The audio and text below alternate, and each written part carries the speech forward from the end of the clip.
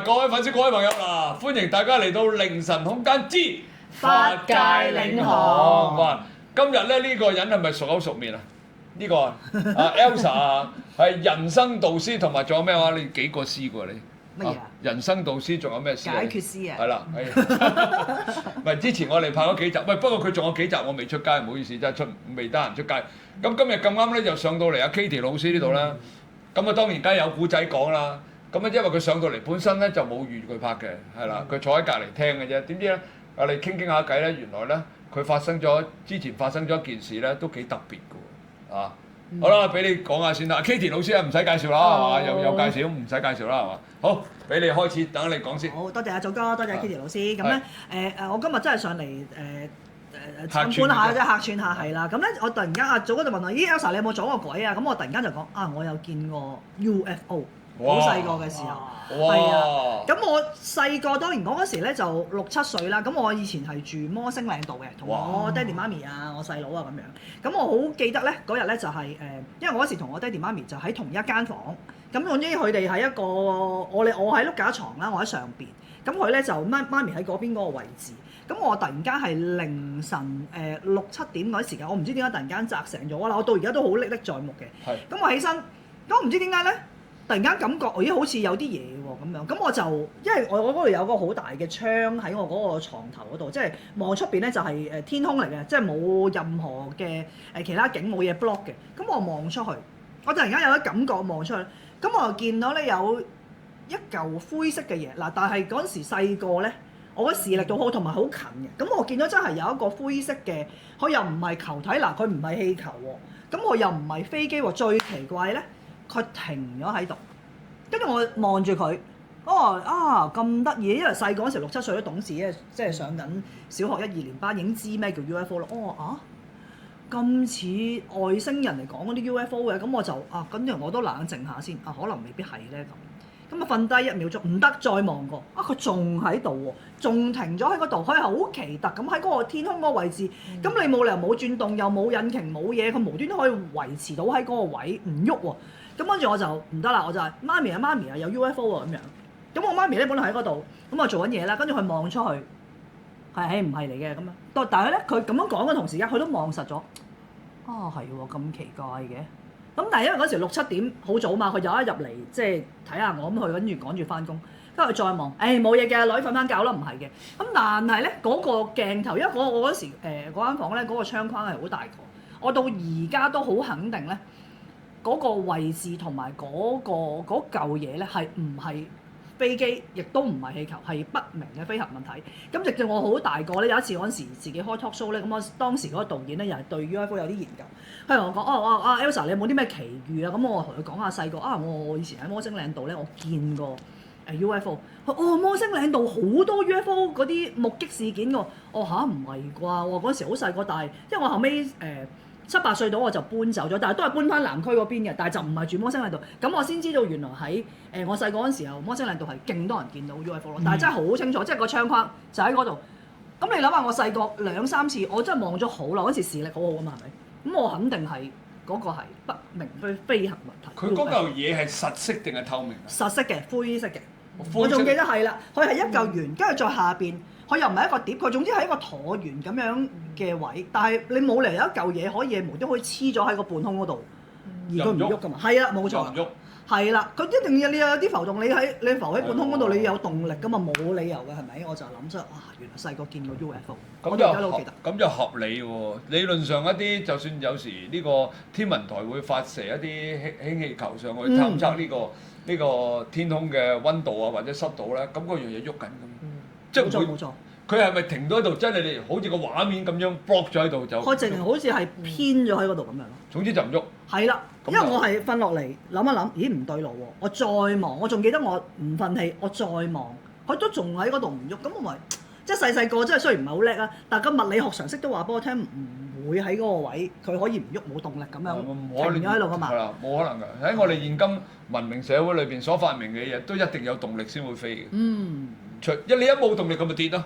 我想問摩星嶺咧近唔近海嘅？佢近㗎，佢其實多利道前面就係海嚟㗎啦。其實咧，我對香港啲地名我都唔係好認知，但係頭先你一路講嗰陣時咧，我就喺度睇下究竟你見到 UFO 嗰個地形啊、地勢附近係啲乜啦。咁其實收到嘅信息就係咧，原來香港有幾個能量點咧，係 UFO 好中意常住喺嗰度嘅。咁頭先第一就係頭先你講嗰個摩星嶺啦，跟住我睇到就係西貢啦，東涌啦，比較近欣澳啦。其實3個位都係近海，即係唔係內陸喺山啊、大帽山嗰啲唔係嘅，係向外嘅。咁咧。其實咧，即係頭先你一路講啦，咁我都講啦。我哋其實咧應該咁樣講，連結外星人咧，某程度上咧，同連結陰靈咧，其實係唔同台嚟嘅啫。OK 嚇，當然頻道係好唔一樣啦。係好近似，但係唔係好一樣。嗱，如果學術啲喺西式玄學去講咧，好多人唔知外星人身處何方嘅。即係嗱，你鬼咁你知道喺地府啦，神就喺天界啦。嗱，實質上咧，如果我哋即係用西式嘅玄學系統解釋咧，外星人係介乎喺靈界同埋天界之間，係啦。咁所以有啲人咧，佢見到好多時可能發夢咧，係睇到外星人，但係佢自己唔知嗰啲係外星人，因為外星人呈現咧，有時可能係一個實體，譬如我睇羅茲威爾咁實體嘅樣，或者係有時咧，可能得一團光、一團霧嚇。咁好有趣，頭先你講到就係。幾個地形咧，即係香港幾個位咧係個能量點啦。咁其實好多人都唔知咧，我哋嗱呢個肉眼睇唔到，可能早嗰第日唔知你開通咗天眼，你會睇到啊。其實咧，我哋嘅地球出邊咪包咗大氣層㗎嘛，大氣層跟住宇宙啦，即係我哋細個讀呢啲天文啊、地理會學到啦。其實咧係有一啲睇唔到嘅能量嘅網格，我哋嘅 grid 喺我哋嘅上空嘅。咁好多咧開咗天眼嘅人咧係睇到能量網格嘅。咁呢個係即係我哋好少喺節目，因為我哋好少講到外星人。咁即係今日你咁啱講起呢個 UFO 啦咁樣。咁我亦都睇到你當日你睇翻呢個摩星嶺 UFO 咧，佢係比較近地球嘅星系嘅外星人，同埋佢哋係對我哋係比較熟悉嘅，即係成日嚟嘅，成日到訪嘅，即係比較唔係當然啦，亦都有啲係遠少少嘅。OK， 甚至咧，我哋有啲人我哋前世今生前世我哋係做過外星人添。咁呢個咧係透由通靈，有啲人都會有出於好奇想知道就老師，我有冇做過外星人？我感覺我自己有喎，或者我哋有啲特質都幾似。咁有一個 terms 咧，嗱呢個係唔係啲咩新嘢嘅？大家隨時 Google 啊，或者你去 YouTube 咧，大量呢啲嘢嘅。我哋有個 terms 咧叫做咧，如果你係前世係做過外星人咧，我哋叫做星際種子 star seed。咁呢個係好 common 嘅。咁我點解我去現身説法講得咁好似哇頭頭是道喎，Kitty 老師？因為我自己都係 star seed。係啦，所以我對即我比較特別咧，我由細到大咧，我冇睇到 UFO 嘅，but 我係對外星嘅文明同外星人一切嘅嘢咧好有興趣。羅茲威爾95年嗰陣時咧，我嗰度嘢咧，我起碼睇咗20幾次。嗰陣時仲興緊咧錄影帶喎，有個節目亞視咧好興，今日係嘛？咁嗰陣時重播好多次啦。咁我細個係睇咗好多次，即係覺得迷失於公海，重複的參賽。塵暗裏許願，把手見未來，內心等花開，唯一不能替代，懂得去自愛，未退出不會離開。喂，各位粉絲、各位朋友嗱，喺呢度隆重宣佈咧，犀利啦！我哋喺 YouTube 將會有一個新頻道，叫做紅星組曲。紅咧就係當然我喺呢位 Sam 哥陳寶鴻個紅啦。聲音同埋組曲嘅意思咧就係話咧，組就我個組啦，係啦，曲咧就係當然歌曲個曲啦，係完全咧好配合到啦 Sam 哥咧咁多才多藝咧，同埋佢咧填詞啦、作曲啦咁厲害啊！咁喺呢個新頻道裏邊咧，會聽到Sam 哥咧有好多嘅新作。包你全部未聽過嘅，仲有Sam 哥會邀請好多呢個演藝界啦、歌唱界嘅朋友咧，亦都會喺佢個頻道裏邊咧，每一次咧都會唱一首歌俾你聽。而呢首歌咧係你完全未聽過，同埋咧係非常之動聽嘅。嗱，Sam 哥，我哋決定咗噶咯喎。嚟緊嘅8 8月月， 28號，冇錯啦，8月28號新頻道叫咩名啊？紅星組曲。冇錯啦，嗱，大家記住8月20號上 YouTube 頻道打入紅星組曲嗱，我再打多次喺度啊，咁你就會見到啦，阿 Sam 哥咧為你獻唱咧一啲首本名曲啦，仲係佢作嘅歌嘅，哇，非常之好聽噶，大家知道啦，好冇？記住我哋同大家講8月28號見。哇，好特別啊，好有興趣，即係比睇鬼片咧更加熱誠去睇喎。咁但係已經講緊廿幾年前。基迪老師，你好似都有睇《揭密日》喎，係咪啊？有有睇啊喂，俾住先，你講到兩個咁興奮，我就問個問題啊！我前世有冇係外星人？你啊，你真係要通靈睇？睇睇咯，由即本睇睇咁我好啦。奇想知喎。我梗係想知啦，睇下我前世有冇。係啊，你好多前世嘅，其實成日爆啊祖哥啲前世出嚟係嘛？你快啲幫我睇睇，我有冇機會係外星人？有就有，冇就冇。好可以得到你嘅允許同意，請宇宙神明同觀音上師俾我睇下你嘅前世係咪同外星人或者星際種子相關啦？可以嗎？可以。好。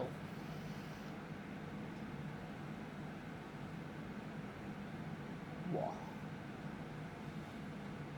你係個戰士嚟喎，喺個外星，你係因為咧星際好多戰爭嘅，咁咧當時外星有多啲低等嗰啲生物啦，你咧係一個大型嘅戰艦嘅一個軍官，哇！咁咧你咁犀利係揸住嗰啲戰艦咧，後邊有好多隻跟住你嘅，你係個將軍啦。咁你嘅呢個真係講起都冇管動啊！呢個咧嗱，即係咁，外星都有一個神明嘅，大家可以查下，叫做 Ashtar 指揮官。咁你係跟呢位神明去做嘢嘅。咁咧，因為當時咧，亦都有啲低等嘅生物，成日喺個外星度蝦蝦霸霸啦，即係你好似警察咁咧，即係喂呢啲你咁樣唔得嘅喎，唔可以唔跟規矩喎，咁你會處理佢哋嘅。咁亦都咧，但係你而家嘅你啊，有少少超前知道呢樣嘢嘅，你而家唔係好想知道呢個機，因為當時你做呢個軍官嘅身份咧，即係好似一個將軍咁咧，係傷痕累累，即係有好多肉體上啊、精神上好多損傷咧，即係你唔係好想去提起呢樣嘢，但係你當時你嘅戰績係好誇張嘅，即係遇神殺神，遇佛殺佛㗎啦，即係你嗰啲係，喂呢個我管㗎喎，你喺度玩嘢啊，即係唔得嘅。咁你係好忠心去呢個 Ashtar 嘅指揮官啦。Ashtar 咧其實唔係好難揾嘅，即係如果大家好似我哋有一次通咗聖劍萬上師咁啦，即係大家如果你有心去揾咧 Ashtar 嘅指揮官，呢個係好多我哋懂得 Starseed 嘅人咧都會係揾到呢啲資訊嘅，即係有呢個神，佢統領外太空啦，而家都仲統領緊嘅。OK， 現在仲有，咁所以真係世間之大無奇不有嘅，即係你係有一個咁嘅過去咯。即係我都係有幾一世外星人。你個樣係偏係人樣嗰啲嚟嘅，即係唔係 E.T. 啊、小夫人啊啲奇怪，唔係嘅，你偏向係似人嘅樣啦。咁我都可以講下嘅，即係有啲人都好奇話咁，K 老師你咩外星人啊？咁我係大角星嘅。大角星咁大角星係比較特別嘅，因為佢哋好精於一啲療癒啊、科技嘅技術，係啦。咁所以我有時做一啲。人哋問喂，你啲法事點解做得咁到位嘅？其實當然啦，有請神，亦有時間唔中會運用到外星嘅技術，所以有啲人話哇，你做得好到位喎。咁其實就係嗰世嘅少少嘅天賦。大角星 Kitty 老師，咁你有冇幫我睇埋？係咯，我就想問下雲點解睇下佢本身有冇一世啊？其實佢頭先入嚟嗰陣時咧，我幫佢睇咗佢少少 past life，不過就唔係外星啦，係啲其他嘢。咁我可以陣間一次過講，感覺高佢。係啊，咁雲點上到你啦？嚟了，好到你啊，到你。跟住你夾話，哇發達啦！上嚟做節目可以有解讀。係。哇，咁可以得到你嘅允許，睇下你係咪 Starseed 啦，同埋一啲相關嘅前世可以。好啊，唔該晒。哇！你係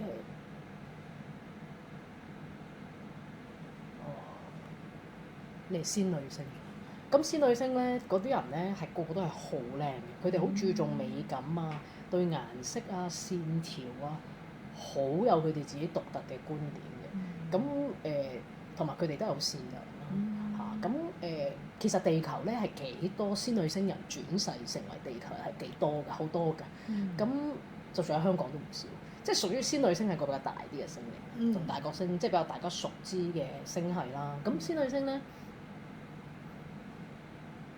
個星球好得意嘅，佢係咧夢幻嘅粉紅色、紫色、藍色，好似 Galaxy， 即係嗰啲咁嘅 bling bling 嗰啲咁嘅色。所以其實你入到嚟咧，其實你個氣場咧，你好有嗰啲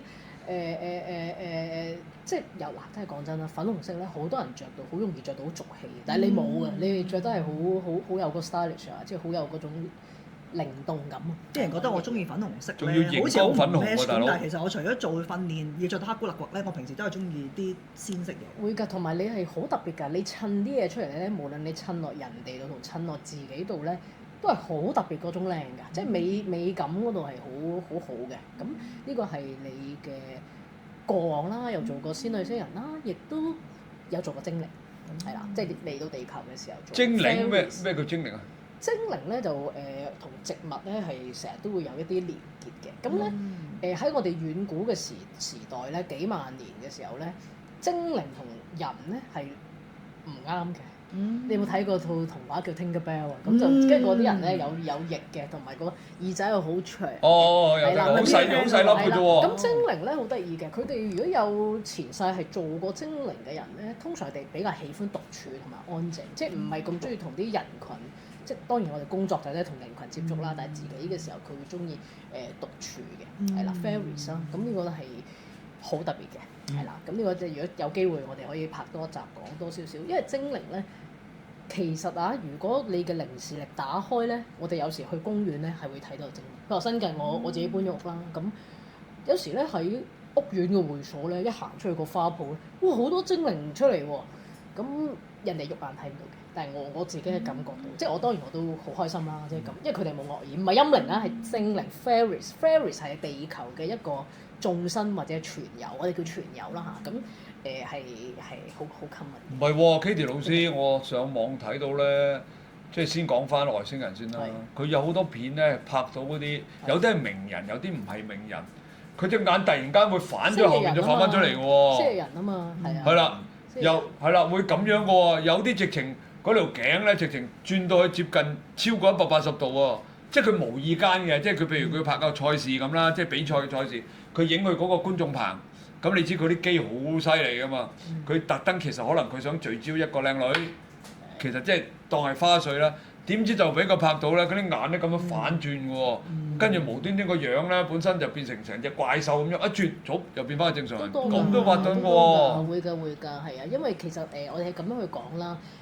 外星人裏邊咧都有分好多唔同嘅種類，有啲就其實講緊遠古已經一路同我哋係有接觸。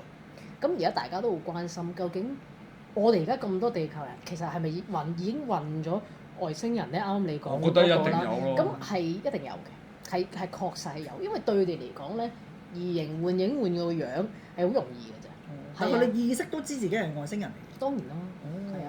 咁當然佢哋一定係有一啲 purpose，佢先會咁樣滲入嚟啦嚇。或者我調轉用另一種説法去講，就係我哋本身係個地球人，有啲人係受到外星嘅意識干擾，即係好似你被陰靈干擾咁樣，但係換咗係外星嘅意識干擾。咁咧呢啲都係需要去嗱，我用中式講啦，中式係做法事化解啦，西式咧你就用靈性手術去化解啦。咁有一啲療癒師係專門處理呢一啲嘢嘅，係啦。咁因為你長期俾嗰啲意識干擾，你嘅神智係咪會唔清醒咧？即係即係同你成日俾陰靈干擾一樣啫嘛，係嘛？但係星際咧，有啲誇張嘅，佢會有啲管咁樣植入喺個腦啊，或者但係人哋肉眼睇唔到嘅。咁有啲人咧，而家咪好興靈氣嗰啲嘢嘅呢幾年，有啲人咧用靈氣咧就打通翻個身咧，就將呢啲唔好嘅嘢整翻走嘅，係可以嘅，即係用你自行調頻係可以。但係如果複雜啲嘅，咁你當然要揾人去幫助處理啦。等於你遇到陰靈咁，有時你自己搞唔掂嘅，你都要揾法師啊、法科師傅處理啦。其實咧，中西好多嘢咧有一個異曲同工之妙。咁我都喺度節目呼籲，其實大家又唔需要咁恐慌嘅，因為呢啲嘢咧，外星人啊、UFO 啊、外星嘅意識啊、星際總之係有咗好耐。即係我哋唔需要將個恐懼不斷放大啊，或者驚嘅。即係你知道有呢啲嘢，咁就可以啦。特朗普咪播啲視頻出嚟咩？係咯，放咗幾個 file 出嚟。放咗幾個 file 出嗱，嚟。好多人都話咧，Donald Trump 啦，即係有呢個舉動啦，會唔會係其實嗱點解佢有呢個舉動咧？有啲人就話啊，係咪 SpaceX 上啊，所以整一大堆嘢做晒啊，有份賺錢咁。我覺得另一個比較標誌性嘅意義就係我哋因為九運啦，我哋好多人嘅意識打開咗，我哋身感打開咗，或者我哋嘅接受度打開咗，咁個意識升級咗之後咧，我哋係可以接受呢啲嘢嘅時候咧，個世界慢慢會公佈呢啲嘢係好正常。同埋揭密日嗰套戲咁就係講啱成個呢樣 file open，係佢就上，會唔會係夾定咧？Kitty 老師覺得我個個都話應該係夾定嘅，冇理由咁啱嘅。會，因為咧其實揭密日咧嗰個導演佢都係拍開呢啲 E.T. 系列啦。其實講真，我覺得呢個係佢嘅畢業之作，因為點解咧？如果佢早 Covid 前去拍咧，冇咁多人去明白或者有共鳴，即係等於如果嗱講真啦，佢 Covid 前上呢啲嘢，我入去睇咁。我個共鳴感會有嘅，因為我細個都中意睇外星人，但係唔會好似呢一種咁 touching，因為佢入邊即係嗱我哋劇透得咁多啦，入邊都係講咧，大概講嘅意思同我頭先講嘅嘢都好似，其實宇宙咧所有眾生，就算外星人都好啦，其實都係眾生，大家都係一體。我哋唔好戴有色眼鏡去睇佢哋，亦都講真，我哋都唔想對方用有色眼鏡去睇我哋。其實大家只不過就係靈魂都係永生不滅，只不過今世為我揀咗做一個地球，或者我下一世投胎我做翻外星人。或者係點樣都唔緊要，因為其實宇宙都係一體，係都係一個生命，係眾生咁嘅意思。所以我覺得佢有一種 oneness 同 unity 嘅一 meaning 體。咁同埋咧，其實嗱劇透少少啦，我自己覺得咧，個女主角我睇完我好有感受，即係係啦，因為我都係咁，個女主角揸車咧，成日話我唔知去邊啊，總之我揸車去咗嗰度先啦。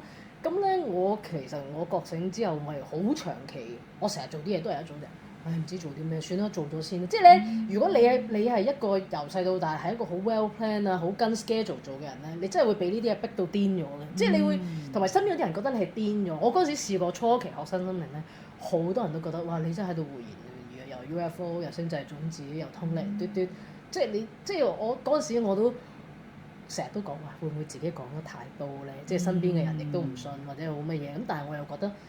我應該係忠於我自己咯，即係我而家我講呢啲我又唔係作出嚟，咁我真係呢啲係真實。就算我而家我喺節目度講呢啲星際種子嗰樣嘢，大家可以自行去 Google 或者 YouTube 有海量嘅資訊，但係當然啦，你自己要有辨別力，因為而家講真太多 AI 片，即係你做出嚟外星，好多人係辨別唔到邊啲係真，邊啲係假，或者我成日都講一句嘢，揭密日呢套嘢咧，背後有好多陰謀論，有啲人話：哎呀唔好睇套戲啊！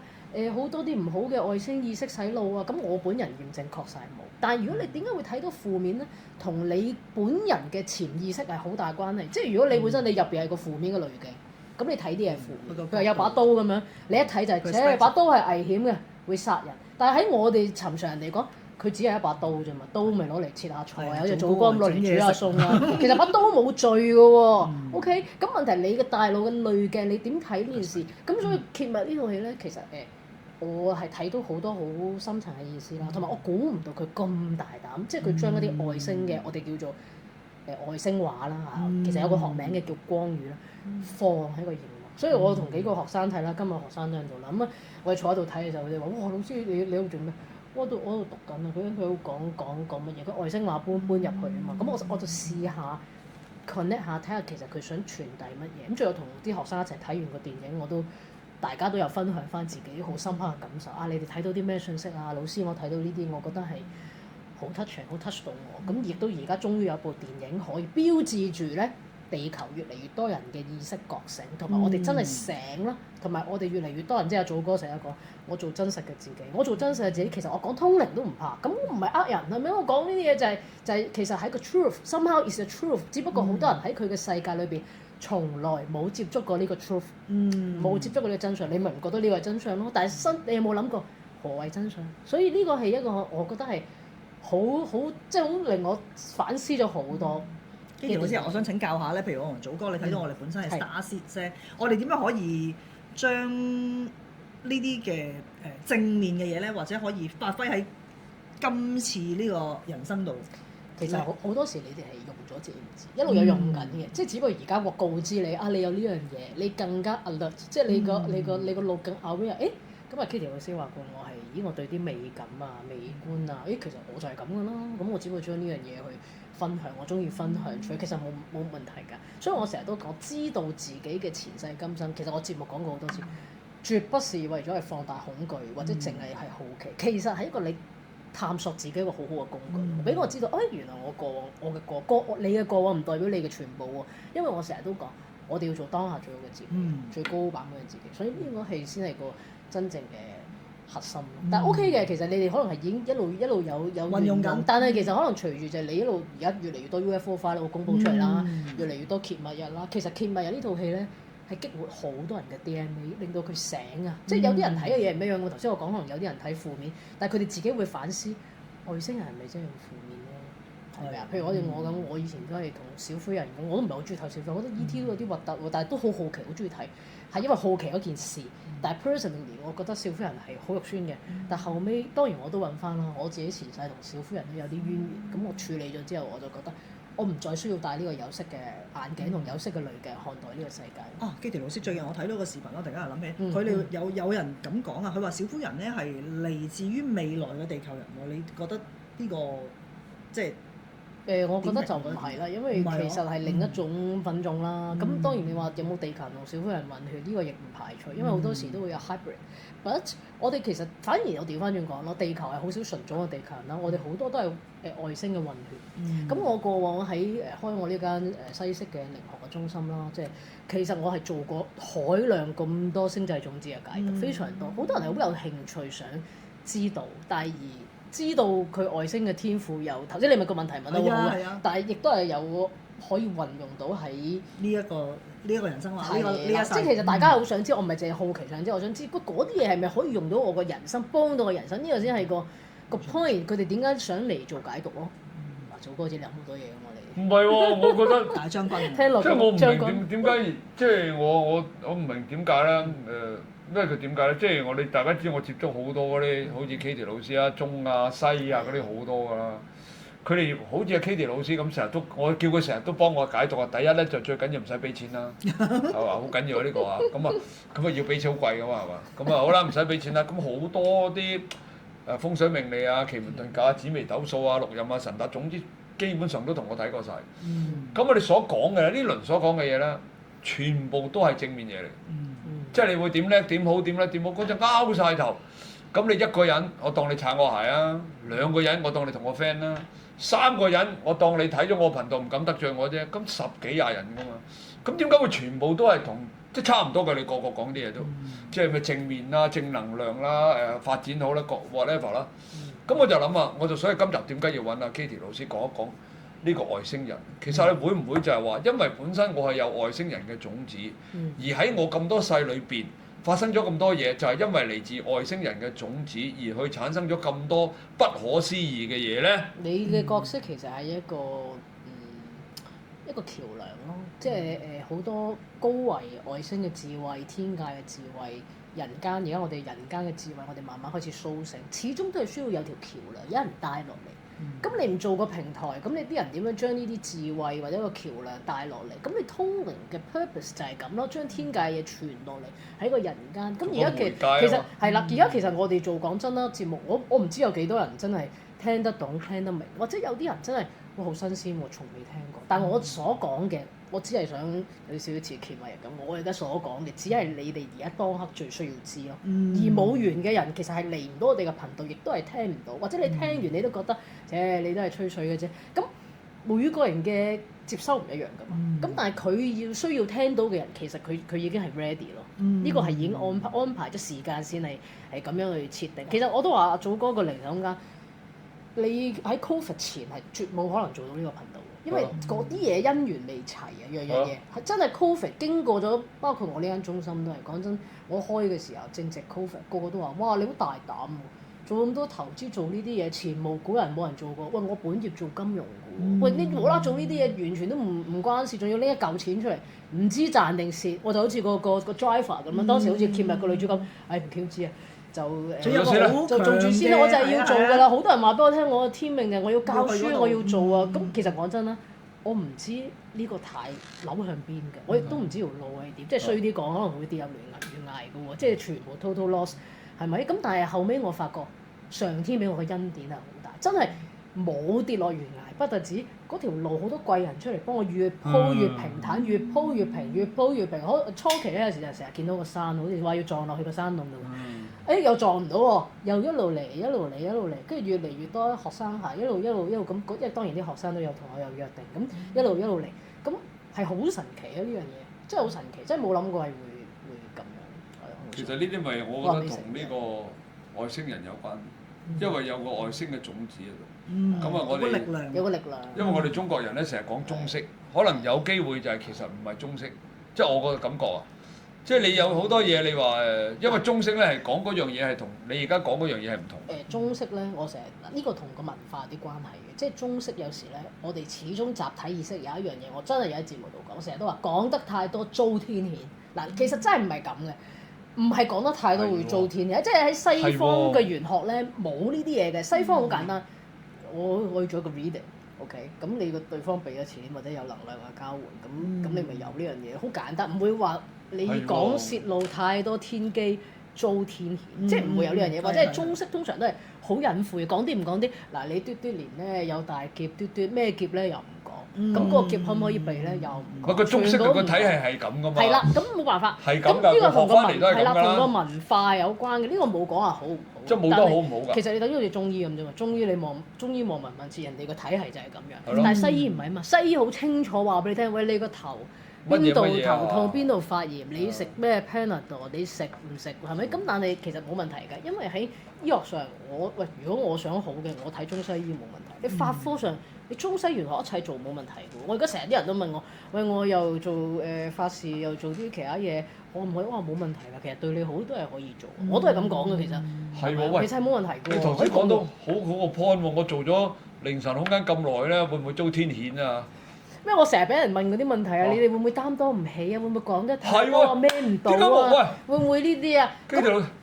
咁呢啲係人哋將人哋嘅恐懼投射喺我哋身上，我哋本身冇呢樣嘢，即係我哋唔係為第一唔係為講而講，第二就係喂我都係做真實係自己。即係你問我外星人，就算100個人問我嗰啲嘢，我頭先我都係淨係咁講。喂，係喎，點係咁樣？做咗凌晨空間成2年，我冇諗過我哋泄露咗咁多嘢遭天譴喎，但係證實咗就係唔會遭天譴之外，仲越嚟越好添，仲越嚟越好喎！喂，呢個 point 真係好啊！哇，點解我諗唔到啊？嗱，我解釋先，點解唔遭天譴嘅原因就係咧，呢個講少少書啦。其實過去、現在、未來同一條時間線咧，呢個量子力學嚟嘅，未來咧係可以經常改變嘅。如果一個未來成日改變嘅話，我透露你某一個未來，咁又會唔會遭天譴咧？嗱，大家自己去諗，好簡單，即係你不斷咁改變啊！OK，咁我睇到你而家，咁我點解都仲要睇未來？因為你當下我睇你即係譬如頭先阿 Sam 哥咁樣，佢問起佢嘅事業未來係點，咁我解出嚟佢會開個填詞班，會開唱歌班，我講過啱晒喎。係啊，我哋錄咗啊頭先嗰個，我都話好神奇。我都唔知道，我都係睇到喎。佢都成個震咗一下頭先我睇。我都係睇到喎，咁奇怪喎。咁嗰個係最有可能發生的時間線，但係亦都唔係話一定寫包單。咁佢要而家個當下呢個 moment，佢要做到呢樣嘢，佢先跳咗入去嗰個未來㗎嘛。但係嗰個坦白講，嗰個未來其實係發生咗。如果佢自己吸引力法則係咩意思？就係你夠相信呢個未來必然發生。咁所以有啲人咧開咗天眼之後咧，